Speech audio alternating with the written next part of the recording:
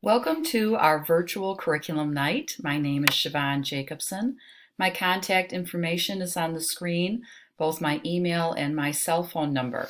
If you have any questions following this presentation, please don't hesitate to contact me.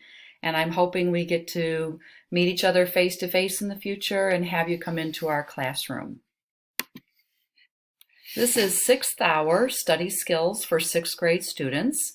Our focus for the year curriculum-wise is let's build our student competencies. I have 2 learning targets for you. I'm hoping by the end of the presentation that you will be able to share with your child 3 facts about my beliefs and passions. And the second learning target, I'm hoping you'll be able to identify the goals of Study Skills 6 and be aware of the tools available to support your child's growth.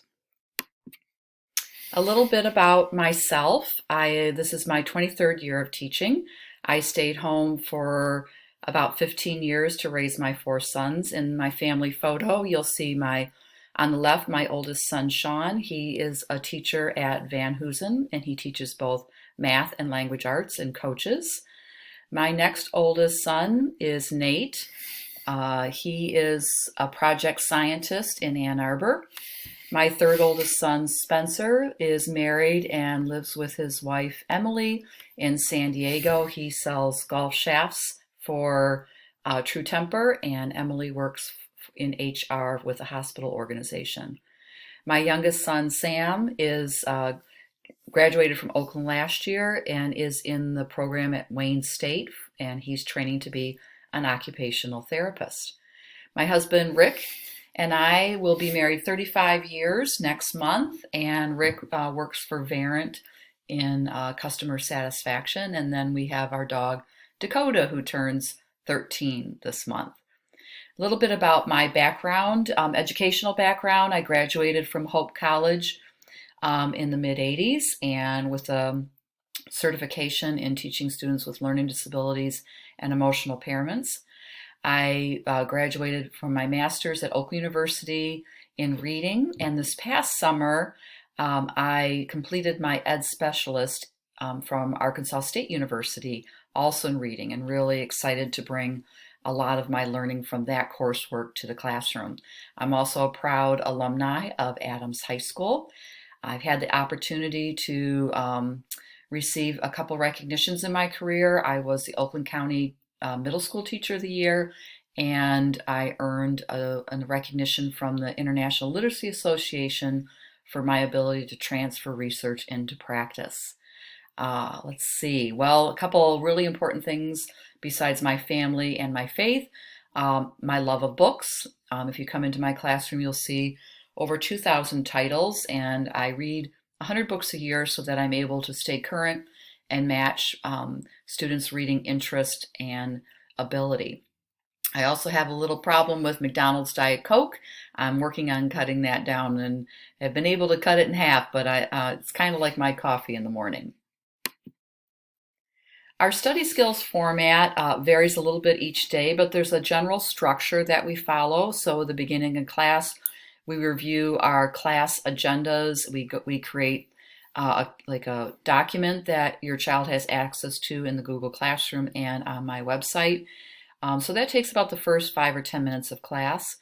And then probably 2 to 3 times a week, we'll do a lesson on the student competencies and social emotional learning, and I'll go into more detail in the next slide. And those generally last 15 to 20 minutes. And then students fill out a Google form where they do a check-in or a grade check, depending on the day. And then students are able to work with partners or with my support or independently as needed for the next 20 or 30 minutes of class. Any homework, projects, reviews that they need to complete for their classes. It's really nice that we're at the end of the day and students know what they have to organize and prioritize. And at the end of class, we reflect on the plan. What did students accomplish? What needs to be done? What is their game plan at home that evening? So the document on the left is an example of the agenda that we fill out together, and we talk it through, and students document on their paper planner.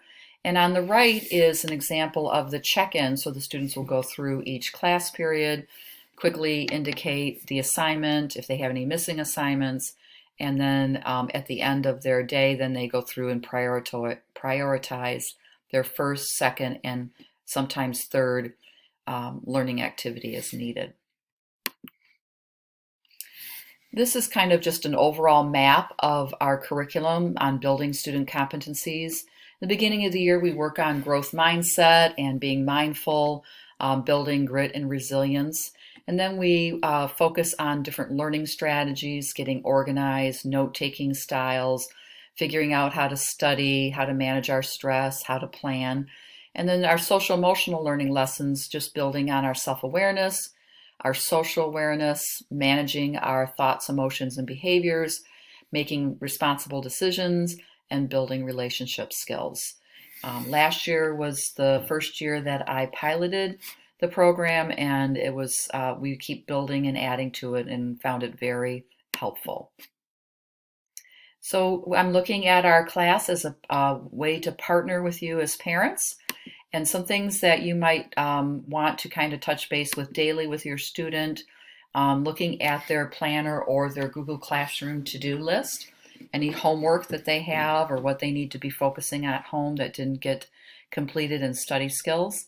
Just a little caution, when students when teachers, put a 0 in a grade book, Google will mark it as not missing. So I'm going to be teaching your student, and they can show you how they open up each class and look at all the assignments. And if there's a 0, most often there's an opportunity to complete the assignment, hand it in late, or have another opportunity to do the learning. You can also look at their checklist, make sure that they're keeping track of what they need to do and what they need to have for the next day. A big item to have prepared each evening is having the Chromebook plugged in and ready to go in the morning. A lot of the classes will be using or accessing information on the Chromebook daily in their classes. And then finding a dedicated time and place for homework completion is also very helpful. We'll be talking about that in one of our lessons. And then when all else fails, we have embedded in here for you to access later, just calm breathing techniques. That's another thing we do, our mindfulness, working on breathing, being aware of our environment, how our stress and anxiety might be impacting us, and ways to work around that and deal with our stress and anxiety. Weekly, just overseeing the completion of missing work is a great priority. Monitoring TV time, computer, phone, and video during homework hours. I know that's a never-ending task. Just offering support and encouragement, and knowing that I am available to meet with students. I'm setting aside Wednesdays after school. When students get home off the bus, they can jump on to the Zoom link and I can give homework support there. If your child prefers to stay after and work one-on-one with me, that's also an option. They would just need to have a ride home. And then just checking parent view, and if you're not sure how to access that, we can meet one-on-one on the phone or on a Zoom, and so that you can be aware of where your child's grades are at. The first week, we do a lot of team building in classes and not a lot of graded assignments, but you'll find that soon after a couple weeks that there will be some grades in the grade books and ways that you can monitor. Asking your child, how do you feel about the grade that you earned? Taking a look, did you give your best effort? Another question, what do you need to keep doing or do differently is a great question to ask students. And if they have any missing assignments, why is the assignment missing? Was it too hard? Was it lost? And do you need some help?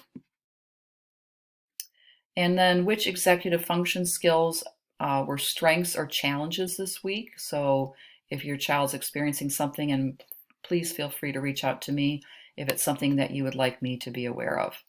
And just knowing that missing work can be avoided, especially with the option of having some time in class to work on missing assignments or current assignments, and students need to advocate for supports in advance.